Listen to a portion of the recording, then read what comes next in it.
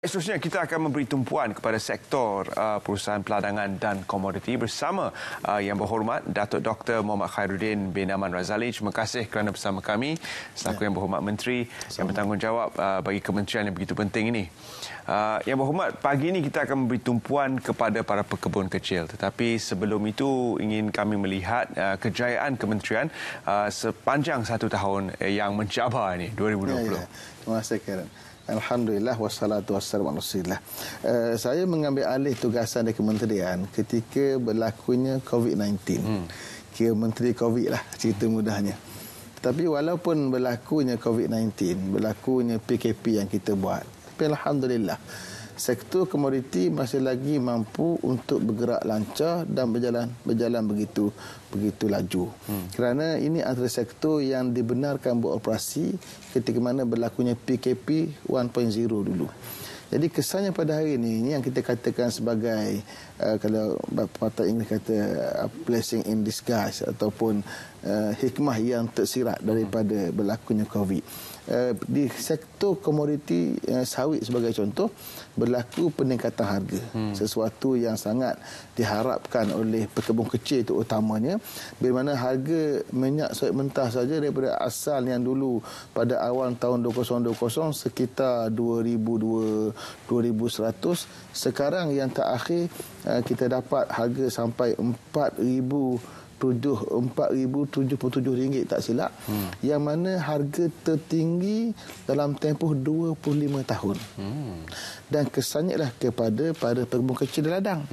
Kalau dulu harga sawit 1 tan buah tanam segar hanya sekitar RM300, 200.5, sekarang 800 ke 900. Jadi itu 2 hingga 3 kali ganda kesan kepada pekebun kecil. Itu kalau kita lihat daripada sektor sawit. Dan sawit bukan hanya kesannya besar kerana mereka yang terlibat sebagai pekebun kecil hampir 500,000. Kalau kita andaikan dengan mereka ada keluarga 5 orang satu keluarga, berarti kita bayangkan ia memberi kesan kepada 3 juta ke 4 juta penduduk Malaysia sendiri. Itu belum kita kira mereka yang terlibat di sektor hiliran, yang terlibat dengan proses di millsnya, dengan refinery-nya, produk-produk refine dan sebagainya. Berarti sangat besar. Sebab itulah untuk sektor komoditi secara amnya kita berjaya menyumbang kepada pendapatan ekspor yang sangat besar, 150 bilion untuk tahun 2020 berbanding tahun 2019 hanya sekitar 128 bilion. Berarti berlaku pertambahan 22 bilion walaupun dalam keadaan berlakunya PKP, berlakunya COVID-19. Artinya kita diberikan oleh Allah Subhanahu Wa Taala rezeki melalui komoditi. Termasuklah itu sawit. Kalau kita ambil dari sudut getah pun sama. Getah kita mendapat lonjakan yang besar kepada sektor sarutan getah. Dan itu akan beri kesan juga kepada semua yang dikatakan huluan tadi. Jadi apa yang kita capai itu bagi saya satu penanda aras yang baik dalam keadaan kita berhadapan dengan situasi COVID. Dan saya katakan bahawa hikmah yang tersirat. Dalam sektor lain kita sedang bangun. Sektor kenaf, sektor koko, sektor lada, kita sedang bangunkan mereka untuk dimaju insya-Allah. Saya suka apabila Yang Berhormat menyentuh tentang kejayaan ini dengan melihat kepada hasilnya kepada para pekebun kecil. Kerana seperti dalam peladangan sawit, mereka ini tertekan RSPO dan sebagainya. Mereka perlu menyediakan pelbagai prasarana dan best practices meskipun harga premium kadang-kadang enggan dibayar oleh pemaju-pemaju dan kilang-kilang besar. Jadi apakah yang bakal Datuk sendiri lakukan untuk membantu golongan pekebun kecil ini? Bermula dengan sawit. Pertama sekali, pekebun kecil ini kita telah ada MSPO, Malaysian Sustainable Palm Oil, yang akan menjadi penanda aras premiumnya ataupun sejauh mana hebat dan baiknya minyak sawit kita. Dan kita telah berjaya di peringkat pekebun kecil memberi mereka certification ini sampai ke tahap 84%. Baki lagi 16% yang sedang diusahakan. Yang baki ini kebanyakan di Sabah dan juga Sarawak. Semenanjung ni almostnya kita berjaya memberikan mereka sertifikat ini. Di peringkat penghilangan mills dan refinery kita dah berjaya hampir 99%. Artinya kita dah mampu membawa industri sawit kita sama ada di peringkat huluan ataupun midstream atau di peringkat hiliran sekalipun ke satu tahap yang patut dibanggakan, yang tidak menjadi sebab untuk dunia menolak sawit kita. Bahkan sawit kita bersebab premium. Kalau kita lihat, walaupun dalam keadaan Eropah membuat kempen besar-besar terhadap kita, tetapi kalau kita lihat untuk angka 2020 berlaku peningkatan permintaan terhadap sawit kita di sebelah Europe, 2.5 juta tan, 2.5 bilion permintaan mereka. Artinya besar permintaan.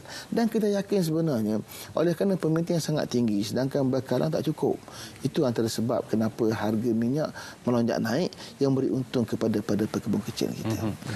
Dari segi pekebun kecil, mereka juga perlukan infrastruktur untuk mencapai piawaian MSPO tadi. Jadi bagaimana bantuan yang akan diberikan kepada mereka untuk membina infrastruktur meskipun mereka ini modalnya agak kecil pada dasarnya? Sebenarnya kalau untuk certification saja, kita sponsor semua sekali. Kita membuat tajaan daripada awal, kita membuat latihan pada mereka, kita buat pemeriksaan sampai ke akhir, semuanya kita tanggung. Itu satu cara kita membantu mereka.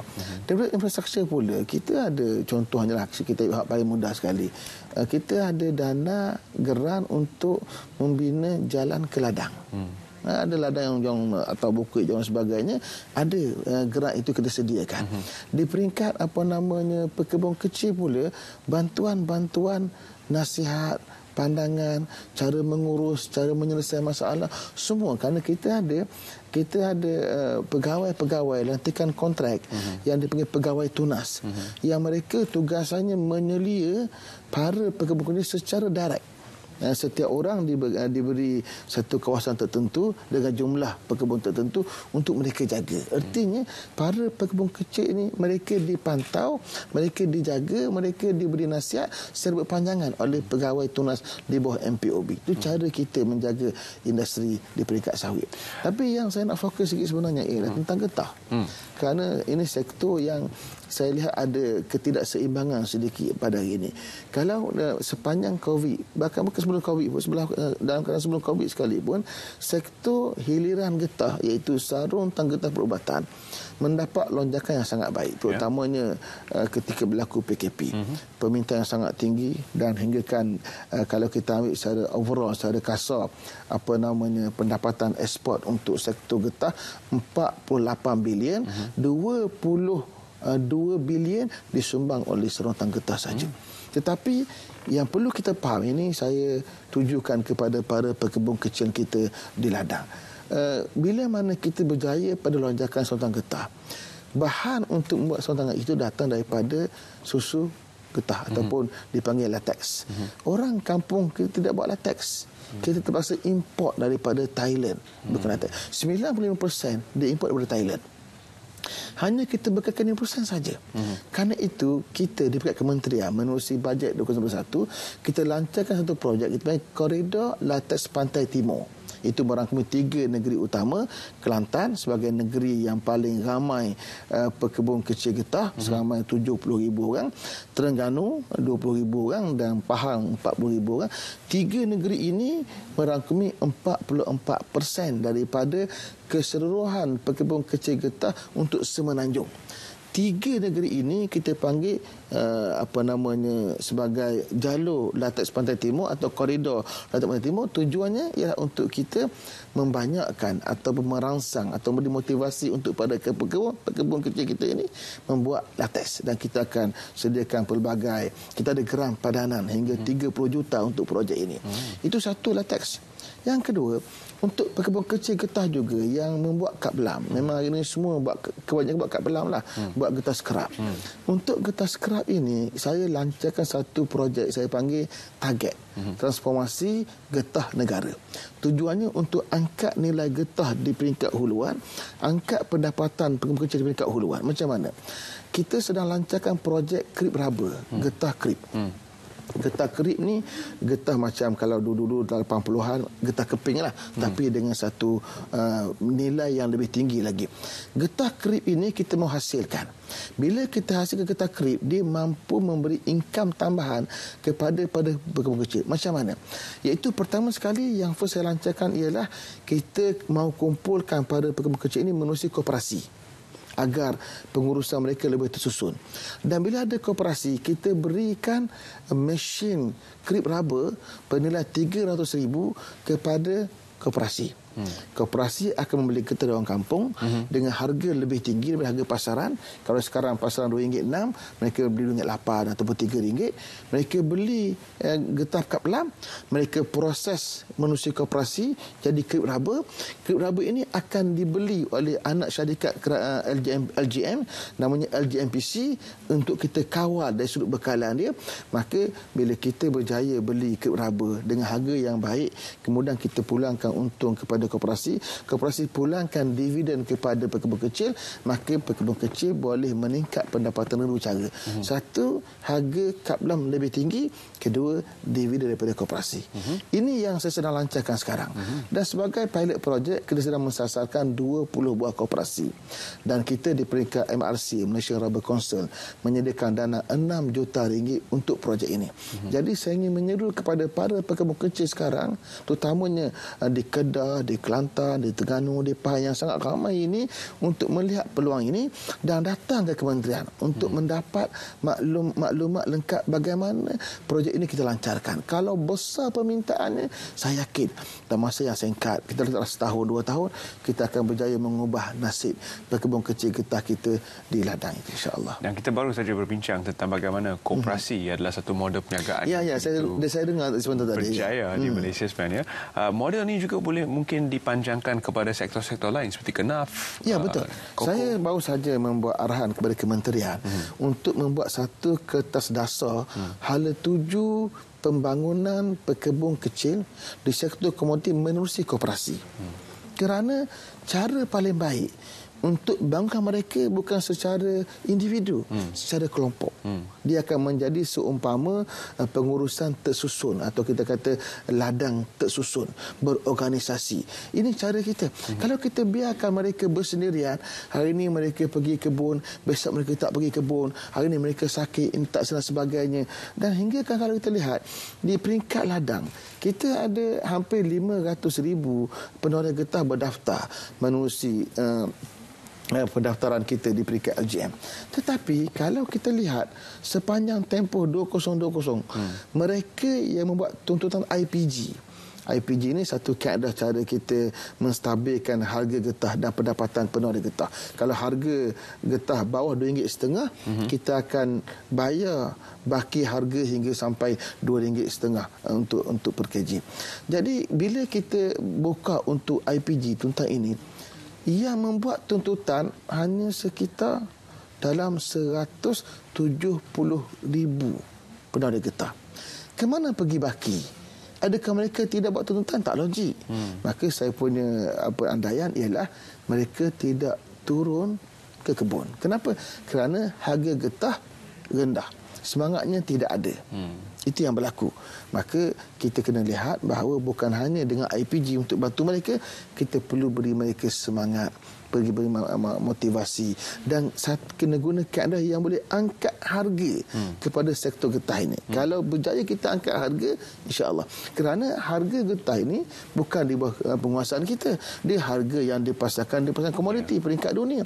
Dan Malaysia hanya membekalkan hanya sekitar 700,000 tan saja. Sedangkan Thailand sehingga 4 juta tan, Indonesia pun 3 juta tan. Kita Malaysia negara yang ke-7 dalam senarai pembekal getah. Berbanding dulu kita negara yang nombor 1. Kenapa? Kerana rakyat tidak mahu lagi kurang berminat dengan sektor getah, tengok orang tua-tua. Maka saya rasa perlu kita perkasakan sektor ini, perkasakan huluan ini dengan kaedah menerusi koperasi dan dengan projek-projek baru yang boleh angkat nilai mereka, insya-Allah. Muhammad, kita memandang ke hadapan setelah pasca Covid, setelah kita keluar daripada belenggu Covid-19 ini, sektor peladangan dan komuniti meskipun pada masa ini terus memainkan peranan, tapi kita adalah negara yang kecil, 32 juta orang sahaja, dan mungkin sektor peladangan dan komuniti itu kurang dipandang kerana harga yang terapung di pasaran dan sebagainya. Jadi bagaimana peranan kementerian dalam terus memperkasakan sektor ini selain memberikan nafas baru dan peluang-peluang pekerjaan yang stable dan juga mempunyai nilai tinggi? Ya, memanglah rakyat kita 30 juta. Market kita dunia. 5 bilion rakyat di luar sana yang memerlukan kita. Kalau kita lihat secara umum sektor komoditi, kita ada kenaf. Saya gunakan tagline kenaf ini future commodity, komoditi masa depan.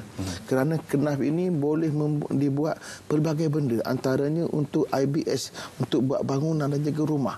Ini pasal yang sangat besar sebenarnya. Maka yang perlu dibuat ialah memperkasakan huluan dia, iaitu meramaikan lagi para penanam kenaf. Dan hari ini itu yang saya arahkan kementerian untuk buat hari ini. Kita ramaikan lagi di sebelah Setiu, di sebelah Pasir Putih, Kelantan. Kita buat yang terbaru pula di negeri Perak, di Melaka kita besarkan lagi. Artinya kita besarkan saiz penanam kenaf tadi untuk menyediakan bekalan yang besar dan akhirnya kita boleh memajukan lagi industri hiliran berkaitan kenaf. Itu kenaf. Kalau koko pula, kita negara kita mempunyai kilang yang memproses koko, mengisar koko, kilang yang kedua terbesar di dunia. Kedua terbesar dulu. Kita ambil bekalan luar, masuk ke Malaysia, kita buat kisaran dia. Dan masa yang sama, saya sedang menggerakkan projek untuk mengembalikan rakyat kita yang membesarkan rakyat yang terlibat dengan industri penanaman koko. Antara yang kita akan lancarkan ialah Koko Village di negeri Pahang. Tempat kita cadangkan di Lipis. Kita panggil Koko Village. Maknanya satu perkampungan koko yang bertujuan untuk mengembalikan semula kegemilangan penanaman koko. Dan bukan hanya di negeri Pahang. Kita ada 5 tempat yang kita akan bina. Di Sarawak, kemudian di Sabah, kemudian di Perak, di Pahang, di Perak dan juga di Kelantan. 5 tempat kita sasarkan untuk kita mengembalikan balik kegemilangan koko. Dulu koko ditanam, ditebang, kemudian digantikan dengan sawit. Kita bukan nak tebang sawit, nak tambah lagi peladangan kita di peringkat koko. Artinya kita sedang bergerak untuk memperkasakan huluan, kerana di sini ramainya B40. Hampir 1 juta rakyat B40 berada di bawah kementerian saya. Makanya tanggungjawab sangat besar untuk saya bergerak bersama dengan tim saya untuk kita pastikan kita berjaya membuat yang terbaik, bukan hanya di peringkat hiliran, tapi di peringkat huluan itu. Kita ucapkan terima kasih kepada Yang Berhormat Datuk Dr. Muhammad Khairuddin kerana sudi bersama kami berbincang secara terbuka. Dia tidak guna soalan pun. Dan terima kasih kita ucapkan kerana memberikan nafas baru kepada kementerian dan juga merancang pertumbuhan untuk sektor B40 semestinya. Terima kasih sekali lagi kita ucapkan. Dan seterusnya daripada peladangan dan komoditi kita bergerak ke dunia digital.